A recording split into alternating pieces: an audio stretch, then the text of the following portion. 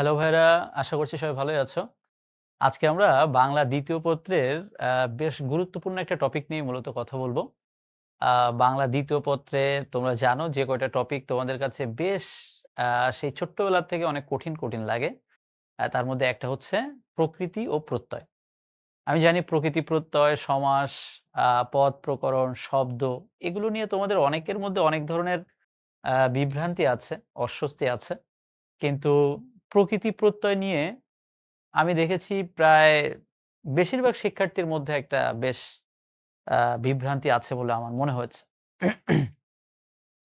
তো আজকের এই রেকর্ডিং এ আমরা মূলত এই প্রকৃতি প্রত্যয় থেকে বিগত বছরে বিভিন্ন বিশ্ববিদ্যালয়ে যে ধরনের প্রশ্নগুলো এসেছে, আমরা সেগুলো একটু সলভ করার চেষ্টা করব। এটার পাশাপাশি আমরা একটু বেসিক নেওয়ারও চেষ্টা করব। হয়তো পুরোপুরি হবে না, কিন্তু ওই প্রশ্নের সাথে সম্পৃক্ত যতটা মৌলিক বিষয় আলোচনা করা যায় আমরা সেটা নিয়েও আজকে দেখব। তো চলো তাহলে বিগত বছরে ঢাকা বিশ্ববিদ্যালয় থেকে শুরু করে অন্যান্য বিশ্ববিদ্যালয় এই যে প্রকৃতি প্রত্যয় থেকে যে প্রশ্নগুলো এসেছে আমরা সেই প্রশ্নগুলো আস্তে আস্তে সলভ করি। দেখো, প্রথম কথা হচ্ছে যে প্রকৃতি ও প্রত্যয় এই টপিকটা ভয় পাওয়া যাবে না। ঠিক আছে? ভয় না পেয়ে বরং তুমি একেবারে শর্টকাটে আস্তে, আস্তে করে কি করে পড়া যায়? যেমন দেখো, এটা একটা ঢাকা বিশ্ববিদ্যালয় ২০১৮ এবং ১৯ শিক্ষাবর্ষে মূলত ক ইউনিটে প্রশ্নটা এসেছিল। তো ক ইউনিট, খ ইউনিট প্রায় প্রতি বছরই দেখা যায় ১ বছর পর, পর বা কোনো না কোনো ইউনিটে আ প্রায় প্রতি বছরই কিন্তু প্রশ্ন থাকে। তো তুমি যদি এখন থেকে এটা ভয় পেয়ে এমনভাবে ধরে নাও যে, "ভাই আমি যেহেতু টপিকটা একটু কম পারি, আমি এটা আনসার করব না।" এটা করা যাবে না। বরং তুমি ওইগুলো রেগুলার পড়তে থাকো। দেখা গেল পরীক্ষার হলে যে এমনও হতে পারে যে খুব সহজে একটা প্রশ্ন আসছে এবং তুমি দেখবা খুব অনায়াসে এবং খুব স্মার্টলি উত্তর করতে পেরেছো। আমি কি বোঝাতে পারছি তোমাদেরকে বিষয়টা? তো চলো তাহলে আমরা বিষয়টা একটু সলভ করি। দেখো, রুড়ি এর প্রকৃতি প্রত্যয় কোনটি? আমরা সবাই বাংলার যখন শব্দের প্রকরণ আমরা পড়েছি, আমরা দেখেছি রূঢ় বা রুড়ি শব্দ, যোগ রূঢ় শব্দ, যৌগিক শব্দ এসব রয়েছে। এখন পরীক্ষায় প্রশ্ন এসেছে এই রুড়ি এটার প্রকৃতি প্রত্যয় কি? তাহলে রুড়ি এটার প্রকৃতি প্রত্যয়, সত্যি কথা বলতে প্রশ্নটা একটু কঠিন ছিল। তো কঠিন মানে এই নয় যে আমরা পারব না। একটা জিনিস আইডিয়া করলে বোঝা যাচ্ছে এখানে যে রুড়ি এটা মূলত রূঢ় এই প্রকৃতি থেকে এবং এটার সাথে তি প্রত্যয় যোগ করেই হচ্ছে মূলত রুড়ি এই শব্দটা গঠিত হয়েছে। তো মূল কথা হচ্ছে রূঢ় যুক্ত তি, এই ২ টা প্রকৃতি এবং প্রত্যয়ের সমন্বয়ে মূলত রুড়ি শব্দটা গঠিত হয়েছে। আশা করছি বিষয়টা বুঝতে পেরেছ। একটু আনকমন ছিল। আমি কিন্তু বলছি না যে এটা একেবারে কমন, বই পড়লেই বইয়ে একেবারে কমনলি এসেছে বই থেকে, তা না। জাস্ট একটু পড়ে গেলে হয় কি অন্তত কনফিডেন্সটা থাকে যে আমি অন্তত আইডিয়া করতে পারছি কিনা। তো আমার এতদিন জানা ছিল না, আমি জানলাম যে রুড়ি শব্দটা মূলত রূঢ় প্রকৃতি থেকে এসেছে। এটা খুবই ইম্পোর্টেন্ট একটা প্রশ্ন। প্রত্যয় ও বিভক্তিহীন নাম শব্দকে কি বলে? এটা শুধু যে ঢাকা বিশ্ববিদ্যালয়ে এসেছে তা না। বিভিন্ন বিশ্ববিদ্যালয়ে বা বিভিন্ন প্রতিযোগিতামূলক পরীক্ষায় হচ্ছে এই প্রশ্নটা এসেছে যে বিভক্তির নাম শব্দকে কি বলে? আচ্ছা, তাহলে আমাকে একটু জানতে হবে যে আসলে বিভক্তি কাকে বলে? বিভক্তি সাধারণত দেখা যায় যে কোনো শব্দের শেষে যুক্ত হয়। যেমন আমি একটা শব্দ বললাম পড়। পড় একটা শব্দ বা ধাতু বা ক্রিয়া যাই বলি না কেন, এই পরের সাথে এই যে এ বিভক্তি যোগ করে একটা শব্দ হলো পড়ে। তাহলে বিষয়টা কি হলো? এই যে এ, এটাকেই আমরা মূলত বলছি বিভক্তি। তোমরা যখন কারক বিভক্তি ক্লাস করবে বা করেছো, কারক বিভক্তি টপিকে গেলে এটা নিয়ে আরো ডিটেইলস আলোচনা হবে। আপাতত শুধু একটা কথাই বলে দিলাম, যেকোনো শব্দ বা ক্রিয়ার পরে যে শব্দাংশ যুক্ত হয় সেটাকেই মূলত বলা হয় হচ্ছে বিভক্তি। আশা করছি বিষয়টা বুঝতে পেরেছো। এইবার বলা হচ্ছে যে বিভক্তিহীন কোনো নাম শব্দ। বিভক্তিহীন নাম শব্দ, নাম শব্দ বলতে কি বোঝানো হচ্ছে? মনে রাখবা, ক্রিয়া বাদে আর যা আছে সবই নাম শব্দ। আবার বলছি, ক্রিয়া বাদে যা আছে এই পৃথিবীতে সবকিছুকে বলা হয় নাম শব্দ। ক্রিয়া বাদে সকল শব্দই নাম শব্দ। খুবই ইম্পর্টেন্ট একটা কথা বললাম। যেমন এই যে পড়, এটা কিন্তু ক্রিয়াপদ। এটা যেহেতু ক্রিয়াপদ বা ক্রিয়াপদের যে ধাতু সেটাই, সেজন্য আমরা এটাকে মূলত বলতে পারছি না যে এটা বিভক্তি বা নাম শব্দ। কেননা নাম শব্দ হতে হলে প্রথম শর্ত হচ্ছে ক্রিয়া হওয়া যাবে না। ক্রিয়া বাদ দিয়ে যে কোনো শব্দই হচ্ছে মূলত নাম শব্দ। একটু পরে আরো অন্যান্য এক্সাম্পল আসবে, আমি তখন বুঝিয়ে দিব। আপাতত শুধু আমরা একটা কথা মনে রাখি, ক্রিয়াপদ বাদ দিয়ে এই পৃথিবীতে যে নাম শব্দ রয়েছে, সেই বিভক্তির নাম শব্দকে আমরা বলবো হচ্ছে মূলত প্রাতিপদিক। অনেকবার পরীক্ষায় প্রশ্ন এসেছে যে বিভক্তির নাম শব্দ হচ্ছে মূলত প্রাতিপদিক। বিভক্তির নাম শব্দ সেটা কেমন? যেমন আমি খুব সিম্পলি একটা শব্দ বললাম যে জাল যুক্ত এ সমান জেলে। তাহলে এই যে জেলে শব্দটার এই যে জাল, এটাই হচ্ছে মূলত নাম শব্দ। আমি বললাম মধুর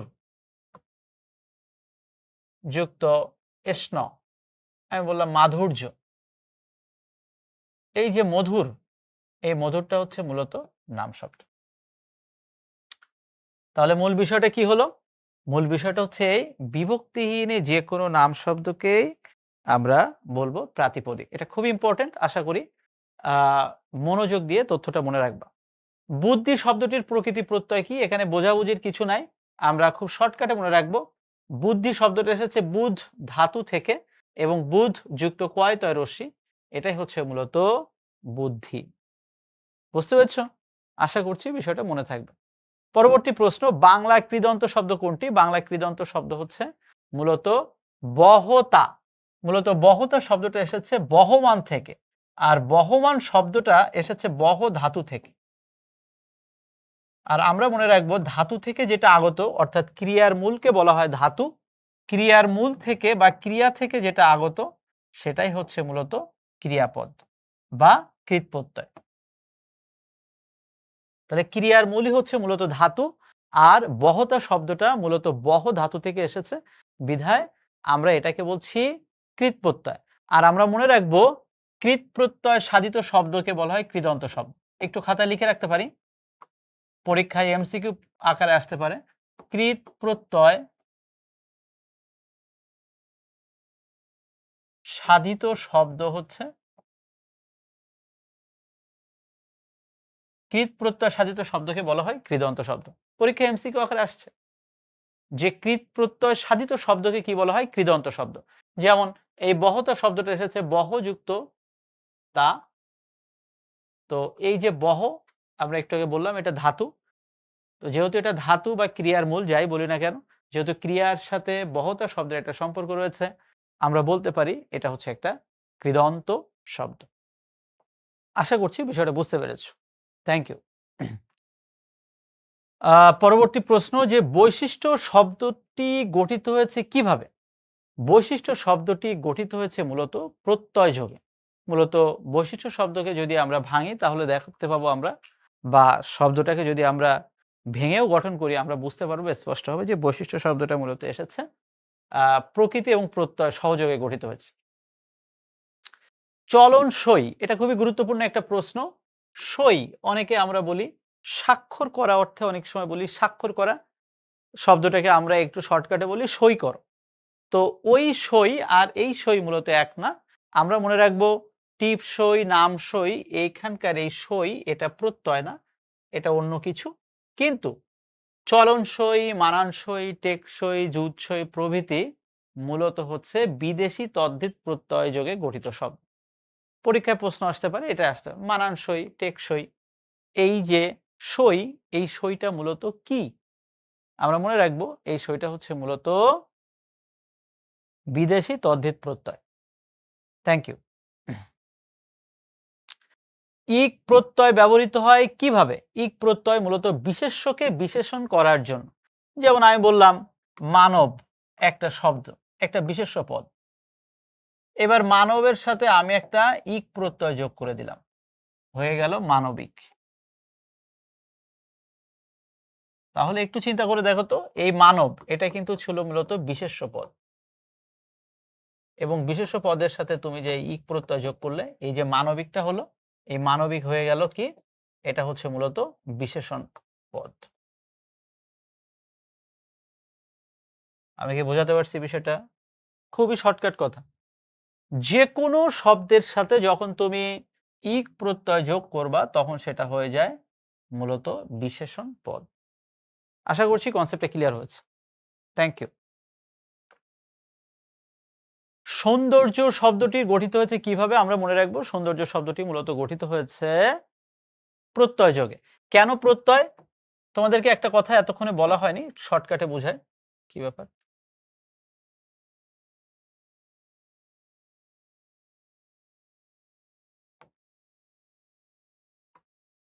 অনেকের কাছে একটা প্রশ্ন থাকে যে ভাইয়া প্রকৃতি প্রত্যয় তো বোঝাচ্ছেন, তো কোনটা প্রকৃতি কোনটা প্রত্যয়? এটা আমি কি করে মনে রাখবো?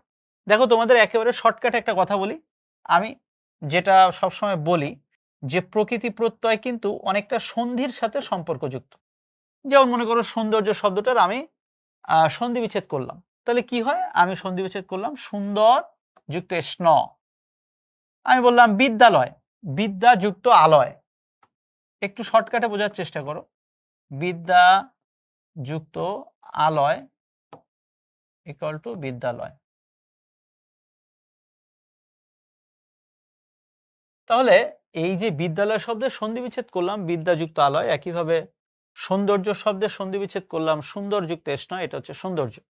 আমরা শর্টকাটে মনে রাখবো একটা শব্দ যখন আমরা প্রকৃতি প্রত্যয় করব, এই যে মূল শব্দটাকে ভেঙে যে দুইটা ভাগ হয়, এ প্রথমটাকে আমরা বলবো প্রকৃতি, আর এই পরের অংশটাকে আমরা বলবো প্রত্যয়। খুবই শর্টকাট, দেখো এর থেকেও শর্টকাট আর কিছু হতে পারে না। জাস্ট এটা প্রকৃতি আর এটা হচ্ছে প্রত্যয়। একইভাবে যদিও বিদ্যাযুক্ত আলয়, আমি যদি শর্টকাটে বলি এটা প্রকৃতি, এটা প্রত্যয়, তাও কিন্তু ভুল হবে না। আমি বোঝাতে পেরেছি কিনা? তো এই হচ্ছে মূলত বিষয়। অর্থাৎ যেকোনো শব্দকে ভাঙলে প্রথম অংশকে আমরা বলবো প্রকৃতি, পরের অংশকে প্রত্যয়। এবার বলছে সৌন্দর্য শব্দটি গঠিত হয়েছে সুন্দর যুক্ত স্নব প্রত্যয় নিয়ে। সহজ কথা। এবং সৌন্দর্য এখানে মূলত হসন্তটা হবে না। অনেকে সৌন্দর্য বানানের শেষে জ-ফলা দেয়, এটা কিন্তু ভুল। মনে রাখবো সৌন্দর্য বানানের শেষে জ-ফলা হবে না। ওকে? Thank you. আশা করছি বুঝতে পেরেছো। ইকা প্রত্যয় কোন শব্দে ক্ষুদ্রার্থে ব্যবহৃত হয়েছে? এই শব্দগুলো দয়া করে একটু মনে রেখে দেবা। বিশেষ করে মোস্ট ইম্পোর্টেন্ট হচ্ছে নাটক থেকে নাটিকা, পুস্তক থেকে পুস্তিকা। খুব, খুব ইম্পোর্টেন্ট। পরীক্ষায় অনেকবার এখান থেকে প্রশ্ন হয়েছে। পরীক্ষায় প্রশ্ন হয়েছে যে নাটক থেকে নাটিকা, এটা ঢাকা ইউনিভার্সিটিতে একবার প্রশ্ন আসছিল। এই যে দেখো ঢাকা ইউনিভার্সিটি ২০১৩-১৪ শিক্ষাবর্ষ। নাটক থেকে নাটিকা, গায়ক থেকে না গায়ক না, গীত থেকে গীতিকা, এই পুস্তক থেকে পুস্তিকা। এই প্রত্যেকটা শব্দই হচ্ছে মূলত ক্ষুদ্রার্থে ব্যবহৃত হয়। ক্ষুদ্রার্থে বলতে কি বোঝাচ্ছে? ক্ষুদ্রার্থে বলতে বোঝানো ক্ষুদ্র অর্থে। আমি কি বোঝাতে পারছি? তাহলে ক্ষুদ্রার্থে মূলত ইকা প্রত্যয় যুক্ত হয়। আশা করছি বিষয়টা বুঝতে পেরেছো। পরবর্তী প্রশ্ন, সাহচর্য শব্দটি গঠিত হয়েছে কিভাবে? আমরা মনে রাখবো সহচর যুক্ত স্ন, এই প্রকৃতি এবং এই প্রত্যয় নিয়ে মূলত সাহচর্য শব্দটা গঠিত হয়েছে। জনতা শব্দটি ব্যাকরণের কোন নিয়মে গঠিত হয়েছে? আমরা মনে রাখবো জন যুক্ত তা, মূলত তা প্রত্যয় যোগ করেই জনতা শব্দটি গঠিত হয়েছে। পরবর্তী প্রশ্ন, আভাসিত শব্দটির প্রত্যয় কোনটি? আভাসিত শব্দটির প্রকৃতি প্রত্যয় হচ্ছে মূলত, এটা আমরা মনে রাখবো সংস্কৃত কৃত প্রত্যয়। আমরা জানি কৃত প্রত্যয় বেশ কয়েকভাবে বিভক্ত, সংস্কৃত কৃত প্রত্যয়, বাংলা কৃত প্রত্যয়। তো আমরা মনে রাখবো আভাসিত শব্দটি মূলত সংস্কৃত কৃত প্রত্যয় সাধিত শব্দ, এবং আভাসিত শব্দটা এসেছে আভাস থেকে। আভাস শব্দটা যদি আমরা ভাঙি হবে আ যুক্ত ভাস যুক্ত অ। এটাই হচ্ছে মূলত আভাস শব্দের প্রকৃতি এবং প্রত্যয়। তো যাই হোক, এটা অতটা ইম্পর্টেন্ট প্রশ্ন না, জাস্ট একটু দেখানো হলো। কোনটি সঠিক? জাহাঙ্গীরনগর বিশ্ববিদ্যালয়ে প্রশ্নটা এসেছে এবং খুবই ভালো একটা প্রশ্ন। এবং আমরা মনে রাখবো কার্য শব্দটার প্রকৃতি প্রত্যয় হচ্ছে ক্রি যুক্ত জ। তোমরা অনেকেই আছো হয়তো এতক্ষণে প্রশ্নটা বুঝতে পারছো না, যে জিজ্ঞাসা করতে পারছো না, কেননা করার সুযোগ নেই। আমরা সবসময় মনে রাখবো কৃত প্রত্যয় সাধিত শব্দ যে ক্রিয়ার মূল বা ধাতু থেকে আসে। ইতিমধ্যে বলেছি সামনে আমরা প্রশ্ন পাবো ক্রিয়ার মূল বা ধাতু থেকে যে জিনিসটা আসে সেটার আগে ম্যাথে যে এরকম রুট চিহ্ন ব্যবহার করো, ঠিক এরকম রুট ব্যবহার করতে হবে। এই রুটটা কোথায় ব্যবহার করতে হবে? ক্রিয়ার মূলের ক্ষেত্রে। ক্রিয়ার মূল বা ধাতু, যেখানে আমরা দেখব ক্রিয়ার মূল বা ধাতু, সেখানে আমরা মূলত এই রুট চিহ্নটা ব্যবহার করব। যেমন কার্য শব্দটা এসেছে ক্রি ধাতু থেকে, যেহেতু ক্রি ধাতু থেকে কার্য শব্দটা এসেছে সেহেতু আমরা তার আগেই কিন্তু এই রুট চিহ্নটা ব্যবহার করেছি। আশা করছি বিষয়টা বুঝতে পারছো। Thank you. পরবর্তী প্রশ্ন, কোনটি সঠিক? আমরা মনে রাখবো দর্পণ এই শব্দটা এসেছে দ্রীপ ধাতু থেকে, আর যেহেতু এটা একটা ধাতু বা ক্রিয়ার মূল সেই জন্য এর আগে ঠিক দেখো আমরা রুট চিহ্ন কিন্তু ব্যবহার করেছি। আমি কি বোঝাতে পারছি? তাহলে এখান থেকে পরীক্ষায় কিন্তু প্রশ্ন এসেছে যে ক্রিয়ার মূল বা ধাতুর আগে কোন চিহ্ন বসে? আমরা মনে রাখবো ছোট্ট করে রুট চিহ্ন বসে। এবং পরীক্ষায় প্রশ্ন আসতে পারে ক্রিয়ার মূল বা ক্রিয়ার মূলকে কি বলে? আমরা মনে রাখবো ক্রিয়ার মূলকে বলে ধাতু। এই প্রশ্নটা খুব ইম্পর্টেন্ট একটা প্রশ্ন, যে কৃদন্ত পদ পর এর ক্ষেত্রে কোনটি সঠিক? আমরা মনে রাখবো কৃদন্ত পদ পরের ক্ষেত্রে সঠিক হচ্ছে পর যুক্ত অ। অর্থাৎ এখানেও দেখো এই যে পর, এটা একটা ক্রিয়াপদ, আর ক্রিয়াপদ বা ক্রিয়ার যে মূল অংশ অর্থাৎ ক্রিয়ার মূল ধাতু থেকে যেহেতু পর ধাতুটা এসেছে সেহেতু এটাই হচ্ছে মূলত কৃদন্ত পদ। আশা করছি বিষয়টা বুঝতে পারছো। পরবর্তী প্রশ্ন, এই যে কথাটা বারবার বলছি, একটু আগেই বলেছি, তোমরা এতক্ষণ বেশ কয়েকবার শুনেছো। দেখো সেই প্রশ্নটাই কিন্তু জাহাঙ্গীরনগর বিশ্ববিদ্যালয়ে এসেছিল এবং আমরা জানি ক্রিয়ার মূলকে বলা হয় মূলত ধাতু। মনে থাকবে এই প্রশ্নটা যে কোনো পরীক্ষা আসার মতো। পরবর্তী প্রশ্ন, যে ভিখারি শব্দটির সঠিক প্রকৃতি প্রত্যয় কোনটি? আমাদের আসলে এখানে মুখস্থ করার কিছু নেই, আমরা সহজে মনে রাখবো ভিখারি শব্দটির সঠিক প্রকৃতি প্রত্যয় হচ্ছে ভিখ যুক্ত আরি ইকুয়াল টু বা সমান ভিখারি। ঠিক আছে? প্রত্যয়ের মূল কাজ কি? আমরা সবাই জানি প্রত্যয়ের মূল কাজ হচ্ছে নতুন নতুন শব্দ গঠন করা। উপসর্গের যেমন মূল কাজ শব্দ গঠন করা, সন্ধির যেমন মূল কাজ শব্দ গঠন করা, একইভাবে আমরা মনে রাখবো প্রকৃতি এবং প্রত্যয়ের মূল কাজ হচ্ছে নতুন নতুন শব্দ গঠন করা। আশা করছি বিষয়টা বুঝতে পেরেছ। পরবর্তী প্রশ্ন, এটা আমরা মনে রাখবো যে বাবু যুক্ত আনা কোন প্রত্যয়ের উদাহরণ? আমরা মনে রাখবো এটা মূলত তদ্ধিত প্রত্যয়। বাবু যুক্ত আনা শব্দটার মানে হচ্ছে বাবু আনা। তো বাবু আনা শব্দটার প্রকৃতি প্রত্যয় করলে হয় বাবু যুক্ত আনা, বাবু আনা। এটা মূলত বিদেশি তদ্ধিত প্রত্যয় যুক্ত শব্দ। কোনটি কৃত প্রত্যয়? চল যুক্ত অন্ত, চলন্ত। দেখো সবসময় একটা কথা শর্টকাটে মনে রাখবা, আমি একেবারে শর্টকাটে একটা কথা বলে দিই, ক্রিয়াপদের সাথে যেটা সম্পর্কিত, আবার বলছি ক্রিয়াপদের সাথে যেটা সম্পর্কিত সব হচ্ছে কৃত প্রত্যয়। তাহলে এখন শর্টকাটে মনে আসতে পারে, মনে রাখা যেতে পারে যে ক্রিয়াপদ বাদে এই পৃথিবীতে আর যা আছে সব হচ্ছে তদ্ধিত প্রত্যয়। শর্টকাট, ক্রিয়াপদ বাদে এই পৃথিবীতে আর যা আছে সব হচ্ছে তদ্ধিত প্রত্যয়। দেখো মিঠাই, রেশমি, এই শব্দগুলো সব কি? আমি যদি বলি বিশেষ্য পদ, তাহলে দেখো ক্রিয়াপদ বাদ কিন্তু এগুলো। ক্রিয়াপদ বাদে বাকি সব তদ্ধিত প্রত্যয়। এই যে দেখো শর্টকাটে শিখা দিলাম। এই স্লাইডটা মনে রাখলেই পরীক্ষায় শর্টকাটে উত্তর করা যাবে। অর্থাৎ ক্রিয়াপদ বাদ দিয়ে এই যে শব্দগুলো আমরা দেখতে পাচ্ছি এই শব্দগুলো সব হচ্ছে তদ্ধিত প্রত্যয়। আর এই যে ক্রিয়াপদের সাথে সম্পর্কিত যেটা সেটা হচ্ছে মূলত কৃত প্রত্যয়। আশা করছি বিষয়টা কনসেপ্ট ক্লিয়ার হয়েছে। প্রত্যয়ের কাজ আমরা সবাই জানি, নতুন শব্দ গঠন করা। কোনটি কৃত প্রত্যয় সাধিত শব্দ? দেখো এখানে মনে রাখবো আমরা রাখাল এবং পড়ন্ত এই শব্দ দুটোই হচ্ছে মূলত কৃত প্রত্যয় সাধিত শব্দ। আমি বুঝতে পারছি তোমরা হয়তো পড়ন্তটা বুঝতে পারছো, কিন্তু রাখালকে হয়তো অনেকে ভাবছো যে এটা হবে কিনা। অবশ্যই হবে। রাখাল শব্দটা এসেছে রাখ ধাতু থেকে, আর আমরা জানি ধাতু থেকে আগত যে কোনো শব্দ হচ্ছে মূলত কৃত প্রত্যয়। জানতাম না, আজকে জানলাম, এবং আমরা মনে রাখবো যে রাখাল শব্দটা এসেছে রাখ ধাতু থেকে। এই কারণে এই প্রশ্ন উত্তর এ এবং ডি। এই প্রশ্নটা পরীক্ষায় একাধিকবার এসেছে যে উক্তি শব্দের সঠিক প্রকৃতি প্রত্যয় কোনটি। আমরা মনে রাখবো উক্তি শব্দের সঠিক প্রকৃতি প্রত্যয় হচ্ছে মূলত বচ যুক্ত তি। এটাও হবে, এটাও হবে, দুটোই হবে। মূলত ব্যাখ্যাটা একটু দেখো লক্ষ্য করে।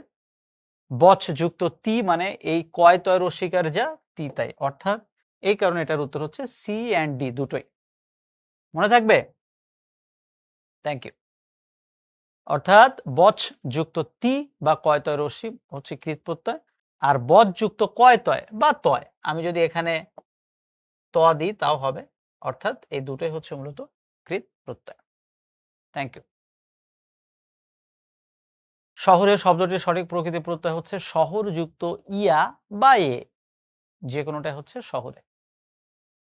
গন্তব্যের প্রকৃতি প্রত্যয় কোনটি? আমরা মনে রাখবো গন্তব্যের প্রকৃতি প্রত্যয় হচ্ছে গম যুক্ত তব্য সমান গন্তব্য। মাতা শব্দের সঠিক প্রকৃতি প্রত্যয় কোনটি? খুবই ইম্পর্টেন্ট একটা প্রশ্ন, আমরা মনে রাখবো মাতা শব্দের সঠিক প্রকৃতি প্রত্যয় হচ্ছে মা যুক্ত ত্রিচ সমান মাতা। একইভাবে আমি যদি বলি দাতা, দা যুক্ত ত্রিচ সমান দাতা। সহজ কথা, মনে থাকবে। শর্টকাটে এভাবে মনে রাখতে হয়। অর্থাৎ ত্রিচ প্রত্যয় যুক্ত হলে মূল শব্দ শেষে সেটা তা হয়। শর্টকাটে এভাবে মনে রাখা যেতে পারে। পরবর্তী প্রশ্ন, যে বর্ণ বা বর্ণগুচ্ছ ধাতু বা প্রাতিপদিকের সঙ্গে যুক্ত হয়ে শব্দ গঠন করে তাকে কি বলা হয়? তাকে বলা হয় হচ্ছে মূলত প্রত্যয়। ওই যে বললাম প্রত্যয়ের কাজ কি? প্রত্যয় সবসময় এই যে প্রকৃতি এবং প্রত্যয়, প্রকৃতির পরে যেটা বসে সেটাই হচ্ছে মূলত প্রত্যয়। আশা করছি বিষয়টা বুঝতে পেরেছো। Thank you. পরবর্তী প্রশ্ন, যে ধাতু কয় প্রকার? এটা আসলে এখানে বোঝাবুঝির কিছু নাই। আমরা শর্টকাটে মনে রাখবো ধাতু হচ্ছে মূলত ৩ প্রকার: মৌলিক ধাতু, সাধিত ধাতু এবং যৌগিক ধাতু। তো যেহেতু এটা বোঝার কিছু নাই, এটা মুখস্থের বিষয়, সুতরাং একটু কষ্ট করে হলেও মুখস্থ রাখতে হবে। ঠিক আছে? পরবর্তী প্রশ্ন, প্রত্যয় ঘটিত অশুদ্ধ শব্দের দৃষ্টান্ত কোনটি? প্রতিদ্বন্দ্বিতা শব্দটাই মূলত এখানে অশুদ্ধ শব্দের উদাহরণ বা দৃষ্টান্ত, যেটা প্রত্যয় ঘটিত অশুদ্ধ। পরবর্তী প্রশ্ন, জাগরুক শব্দটি ধাতু ও প্রত্যয় যোগে সৃষ্টি হয়েছে কিভাবে? আমরা মনে রাখবো জাগ যুক্ত রূপ মূলত প্রকৃতি এবং প্রত্যয় সাধিত শব্দ। এটা জাগ যুক্ত রূপ প্রকৃতি প্রত্যয় সাধিত হয়ে এইভাবে গঠিত হয়েছে জাগরুক। ঠিক আছে? পরবর্তী প্রশ্ন, ঢাকা বিশ্ববিদ্যালয় 2019-20 শিক্ষাবর্ষে মূলত ক্ষয় ইউনিটে এসেছিল মানানসই শব্দের সই কোন ধরনের প্রত্যয়? আমরা ইতোমধ্যে দেখেছি ক ইউনিটেও ঠিক এই ধরনের প্রশ্ন এসেছিল। বিদেশি তদ্ধিত প্রত্যয়, অর্থাৎ চলনসই, মানানসই এই সবই হচ্ছে জুৎসই, সবই হচ্ছে বিদেশি প্রত্যয় সাধিত শব্দ। আশা করছি বিষয়টা বুঝতে পেরেছ। পরবর্তী প্রশ্ন, খাসমহল শব্দের খাস উপসর্গটি কোন ভাষা হতে আগত? আমরা মনে রাখবো খাসমহল শব্দের খাস উপসর্গটি মূলত আরবি ভাষা থেকে আগত। আমরা মনে রাখবো শর্টকাট, খাস, আমলা, গড়, খয়ের এগুলো হচ্ছে সব হচ্ছে মূলত আরবি উপসর্গ, এবং আরবি উপসর্গ যোগে গঠিত শব্দ হচ্ছে মূলত খাসমহল। ওকে। পরবর্তী প্রশ্ন, প্রত্যয় ও বিভক্তির নামপদকে কি বলে? আমরা মনে রাখবো প্রত্যয় বিভক্তির নামপদকে প্রাতিপদিক বলে, যেটা আমি ইতোমধ্যে তোমাদেরকে বলেছি যে বিভক্তির নাম শব্দ হচ্ছে মূলত প্রাতিপদিক, এবং ক্রিয়াপদ বাদে যে নাম শব্দগুলো রয়েছে সবই হচ্ছে মূলত তদ্ধিত প্রত্যয় হিসেবে কাজ করে। পরবর্তী প্রশ্ন, যে নিচের কোনটি প্রত্যয় নিষ্পন্ন শব্দ? আমরা মনে রাখবো যে প্রত্যয় নিষ্পন্ন শব্দ হচ্ছে মূলত বাংলাকৃত প্রত্যয় নিষ্পন্ন শব্দ হচ্ছে পড়ুয়া, যেটা আমরা বলছি পর যুক্ত উয়া, এটা প্রকৃতি, এটা হচ্ছে প্রত্যয়। এবং বাকি যে শব্দগুলো রয়েছে সেটা মূলত একটাও কৃত প্রত্যয় বা প্রত্যয় নিষ্পন্ন শব্দ নয়। পরবর্তী প্রশ্ন, যে শ্রান্তি এর প্রকৃতি প্রত্যয় কোনটি? আমরা খুব শর্টকাটে মনে রাখবো শ্রান্তি এটার প্রকৃতি প্রত্যয় হচ্ছে শ্রম যুক্ত তি। আমরা মনে রাখবো শ্রম যুক্ত তি সমান শ্রান্তি। Thank you. পরবর্তী প্রশ্ন, সুখী শব্দের প্রত্যয়জাত বিশ্লেষণ কোনটি? আমরা মনে রাখবো এখানে আসলে বোঝাবুঝির কিছু নাই। সুখী শব্দটা মূলত ইন প্রত্যয় যোগ করে গঠিত শব্দ। সুখ যুক্ত ইন সমান সুখী। ঠিক আছে, এখানে বোঝাবুঝির কিছু নাই, আমরা মনে রাখবো এটা। পরবর্তী প্রশ্ন, প্রকৃতি ও প্রত্যয় অনুযায়ী নশ্বর শব্দের গঠন প্রক্রিয়া কোনটি? নস যুক্ত বর। এটা মনে রাখবো। আসলে এ ধরনের প্রশ্নগুলো ভাই বারবার বারবার পড়তে পড়তে উত্তর পারা যায়। হ্যাঁ, এটা একটা শর্টকাট। আমি যেটা মনে রাখি যে যে সকল শব্দের মাঝখানে এরকম ব ফলা থাকে বেশিরভাগ ক্ষেত্রে দেখা যায় যে প্রকৃতি প্রত্যয় করার সময় ঠিক ওই বটা পরে চলে আসে। বরের শব্দটা অবশ্যই বুঝতে পারছি, ব নিয়ে গঠিত শব্দ। পরবর্তী প্রশ্ন, হৈমন্তিক এর প্রকৃতি ও প্রত্যয় কি? আমরা মনে রাখবো হেমন্ত যুক্ত স্নিক সমান হৈমন্তিক। মূলত স্নিক প্রত্যয় যোগে গঠিত শব্দ হচ্ছে মূলত হৈমন্তিক। পরবর্তী প্রশ্ন, রাধুনী এর প্রকৃতি প্রত্যয় কি? আমরা মনে রাখবো রাধুনী এর প্রকৃতি প্রত্যয় হচ্ছে রাধ যুক্ত উনি, এবং এটা আমরা মনে রাখবো এটা কিন্তু মূলত কৃত প্রত্যয় সাধিত শব্দ, অর্থাৎ এই যে রাধ এটা কিন্তু মূলত কৃত প্রত্যয় সাধিত শব্দ। পরবর্তী প্রশ্ন খুবই ইম্পর্টেন্ট প্রশ্ন, যেটা রাজশাহী বিশ্ববিদ্যালয় 2022-23 শিক্ষাবর্ষে এসেছিল। কোনটি সঠিক প্রকৃতি ও প্রত্যয়? দেখো ভালোভাবে এটা না পড়লে কিন্তু এ ধরনের প্রশ্ন উত্তর করা যাবে না। আমরা মনে রাখবো সর্বজনীন শব্দটার সঠিক প্রকৃতি প্রত্যয় হচ্ছে সর্বজন যুক্ত ইন সমান সর্বজনীন। আশা করছি বিষয়টা বুঝতে পেরেছ। পরবর্তী প্রশ্ন, পানসে শব্দটির সঠিক প্রকৃতি প্রত্যয় কোনটি? আমরা মনে রাখবো পানি যুক্ত সার সমান পানসে, মানে পানসা। তো পানসার আমরা বলি না, মূলত আমরা বলি পানসে। এটা মূলত বিদেশি প্রত্যয় যোগে গঠিত শব্দ। আশা করছি বিষয়টা বুঝতে পেরেছ।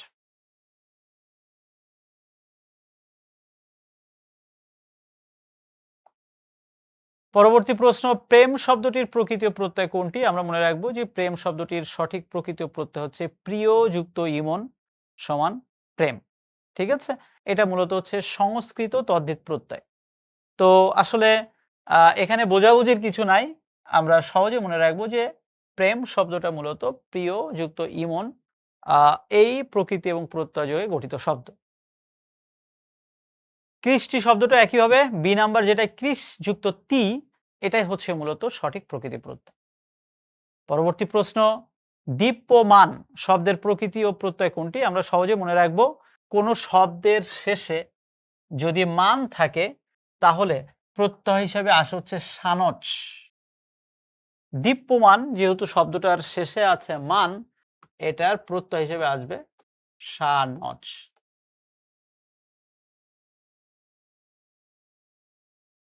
যেমন জাজ্জল্যমান, তো ওটাও কিন্তু শেষে সানস প্রত্যয় যোগ করে শব্দটা হবে। পরবর্তী প্রশ্ন, প্রাচুর্য শব্দের প্রকৃত প্রত্যয় কোনটি? আমরা মনে রাখবো প্রাচুর্য শব্দের প্রকৃত প্রত্যয় হচ্ছে প্রচুর যুক্ত জ। অনেকে এখানে জফলা দেবে, এই জফলা এটা কিন্তু হবে না, হবে কিন্তু এটা। পরবর্তী প্রশ্ন, সৈনিক শব্দের প্রকৃতি প্রত্যয়। সহজ কথা, সেনা শব্দ থেকেই মূলত সৈনিক শব্দটি এসেছে, এবং আমরা মনে রাখবো সৈনিক শব্দের প্রকৃতি প্রত্যয় হচ্ছে সেনা যুক্ত ইক, অর্থাৎ সেনা যুক্ত ইক সমান সৈনিক। এটা খুবই ইম্পর্টেন্ট একটা প্রশ্ন। মহিমা শব্দের প্রকৃতি প্রত্যয় হচ্ছে মহৎ যুক্ত ইমন। এটা অনেকবার পরীক্ষায় প্রশ্ন এসেছে কিন্তু। হ্যাঁ, এটা মনে রাখবা, মহিমা গরিমা সবই হচ্ছে ইমন প্রত্যয় যোগে গঠিত শব্দ। একটু আগে আমরা এই প্রশ্নটা সলভ করলাম। দর্শন শব্দের প্রকৃতি প্রত্যয় হচ্ছে দৃশ যুক্ত ওয়ান, বা পরীক্ষা যদি অপশন হিসেবে আসে অনট, সেটাও কিন্তু হবে। ঠিক আছে, অন বা অনট হচ্ছে মূলত দর্শন শব্দ। ইত্রামি শব্দের প্রকৃতি প্রত্যয় কোনটি? আমরা মনে রাখবো ইতর যুক্ত আমি সমান ইত্রামি, এবং বোঝার কিছু নাই, ইত্রামি শব্দটা ওইভাবে গঠিত হয়েছে, ইতর যুক্ত আমি, ইত্রামি। কাজ যুক্ত অন কোন প্রত্যয়ের নিদর্শন? আমরা সবাই জানি যে এটা অবশ্যই কৃত প্রত্যয়। এখন আমাদের যেটা মনে রাখতে হবে সেটা হচ্ছে যে এটা হচ্ছে মূলত বাংলা কৃত প্রত্যয়। একটা কথা শর্টকাটে বলি, পরীক্ষার জন্য সংস্কৃত কৃত প্রত্যয়টা একটু বেশি ইম্পর্টেন্ট। তবে সংস্কৃত কৃত প্রত্যয় বাদ দিয়েও বাংলা যে কৃত প্রত্যয়গুলো রয়েছে সেটাও কিন্তু ভালোভাবে দেখে যেতে হবে। ঠিক আছে? কারিগর শব্দটি কোন প্রত্যয় যোগে গঠিত? আমরা মনে রাখবো গড় বা কর যাই বলি না কেন সেটা হচ্ছে মূলত ফার্সি শব্দ। মূলত যেমন কারিগর, বাজিকর, সওদাগর সবই হচ্ছে ফার্সি শব্দ। আর যে সকল শব্দ ফার্সি শব্দ সেই সকল শব্দগুলো সব ফার্সি যে প্রত্যয় অর্থাৎ গড় বা কর সেটা যোগে গঠিত হয়। ঠিক আছে? অর্থাৎ কারিগর শব্দটি মূলত হচ্ছে বিদেশি প্রত্যয় যোগে গঠিত শব্দ, এবং বিদেশি বলতে এখানে ফার্সি শব্দগুলোকেই বোঝানো হচ্ছে। আমি একটু আগে বলেছি যে ক্রিয়াপদের সাথে যা সম্পর্কিত সবই হচ্ছে কৃত প্রত্যয়। পড়ুয়া, তুমি বা আমি হয়তো পড়ুয়া, তুমি পড়ুয়া, কিন্তু তোমার এই পড়ুয়া শব্দটা এসেছে পর ধাতু থেকে। আর যেহেতু ধাতু বা ক্রিয়ামূল থেকে এসেছে সেহেতু এটা হচ্ছে মূলত কৃত প্রত্যয়। আশা করছি বিষয়টা বুঝতে পেরেছি। পরবর্তী প্রশ্ন, ছাত্রী কোন প্রত্যয়ের উদাহরণ? আমরা মনে রাখবো ছাত্র যুক্ত দীর্ঘই, এটা হচ্ছে মূলত তদ্ধিত প্রত্যয়। মনু যুক্ত স্ন এর মূল ভাব কি? মানব। একইভাবে আমি যদি বলি দানব, মানব, দানব সবই হচ্ছে মূলত আমরা মনে রাখবো সংস্কৃত তদ্ধিত প্রত্যয়, এবং আমরা মনে রাখবো এই শব্দগুলো সব স্ন প্রত্যয় যোগে গঠিত শব্দ। মনে থাকবে? Thank you. পরবর্তী প্রশ্ন, শব্দের শেষে কোনটি যুক্ত হওয়ার পর আর কিছু হয় না? খুবই ভালো একটা স্মার্ট প্রশ্ন। আমরা সবাই জানি প্রকৃতির পরে প্রত্যয় থাকে এবং প্রত্যয়ের পরে কিন্তু ওই অর্থে আর কিছুই যুক্ত হয় না। ঠিক আছে? প্রত্যয়ের পরে বাস্তবে আর কিছুই যুক্ত হয় না। কৃত প্রত্যয় যোগে গঠিত শব্দ নয় কোনটি? এই কথাটা আমি বারবার তোমাদের ক্লাসে বলেছি, আরেকবার বলছি। পরীক্ষার হলে যেয়ে খুব মনোযোগ দিয়ে প্রশ্ন পড়তে হবে। আমি ধরে নিচ্ছি এই প্রশ্নটা তুমি উত্তর করতে পারবা, কিন্তু দেখা গেল পরীক্ষার হলে প্রশ্ন আছে নয় কোনটি, তুমি নয় শব্দটার দিকে ওইভাবে আসলে খেয়াল করলে না। আর যদি তুমি এইভাবে খেয়াল না করো তাহলে কিন্তু ভাই তুমি উত্তর করতে পারবা না। জাস্ট মনে রাখবো যে কৃত প্রত্যয় গঠিত শব্দ নয় কোনটি, তার মানে এখানে যে শব্দগুলো রয়েছে সবগুলোই কৃত প্রত্যয় যোগে গঠিত শব্দ, কিন্তু কেষ্টা বা কৃষ্ণ, অনেকে এটা জানে না, কৃষ্ণ শব্দের আমি যদি বলি শর্টকাট ফর্ম বা কৃষ্ণ শব্দটাকে আমরা যদি অবজ্ঞা ভরে বলি তখন আমরা বলি কেষ্টা। তাহলে কৃষ্ণ বা কেষ্টা আমরা যাই বলি না কেন সব তো আর যাই হোক কৃত প্রত্যয় সাধিত শব্দ নয়, কেননা কৃষ্ণ বা কেষ্টা এটা তো নাম। আর আমি তোমাদেরকে বলেছি ক্রিয়াপদ বাদ দিয়ে এই পৃথিবীতে যা আছে সব হচ্ছে তদ্ধিত প্রত্যয়। তাহলে এটা যেহেতু একটা নামের উদাহরণ, তাহলে নামের সাথে তদ্ধিত প্রত্যয় সম্পর্কিত, আর যাই হোক কৃত প্রত্যয় সম্পর্কিত নয়। আশা করছি ভাইয়া বিষয়টা বুঝতে পেরেছ। দেখো একইভাবে আর একটা প্রশ্ন যে তদ্ধিত প্রত্যয়যুক্ত শব্দ কোনটি? আমরা মনে রাখবো এখানে দেখো বাংলাদেশি, তুমি বা আমি আমরা সব বাংলাদেশি, তাই না? বাংলাদেশের নাগরিকরা সব বাংলাদেশি নামে পরিচিত। তো বাংলাদেশে এটা কি? এটা কেন তদ্ধিত প্রত্যয়? কেননা এটা একটা শব্দ। আর আমি বলেছি কৃত প্রত্যয় বাদ দিয়ে পৃথিবীতে যা আছে সব হচ্ছে তদ্ধিত প্রত্যয়। তাহলে প্রশ্ন আসছে কি তদ্ধিত প্রত্যয়যুক্ত শব্দ কোনটি? বাংলাদেশি তদ্ধিত প্রত্যয়, আর বাকি সবগুলোই হচ্ছে কৃত প্রত্যয়। দর্শন শব্দটা হয়তো দেখে মনে হচ্ছে না, দৃশ ধাতু থেকে এসেছে, আর আমরা জানি ধাতু থেকে যেটা আসে সেটা হচ্ছে সব কৃত প্রত্যয় সাধিত শব্দ। একইভাবে বর্ষণ, বৃষ, ঘর্ষণ সবই হচ্ছে ধাতু থেকে আগত শব্দ। যখন ধাতু বা ক্রিয়ার মূল থেকে কোনো শব্দ আসে তখন সেটা হয় কৃত প্রত্যয়, আর ক্রিয়ার মূল বা ধাতু বাদ দিয়ে আর যেখান থেকে শব্দ আসুক না কেন সব হচ্ছে তদ্ধিত প্রত্যয়। তো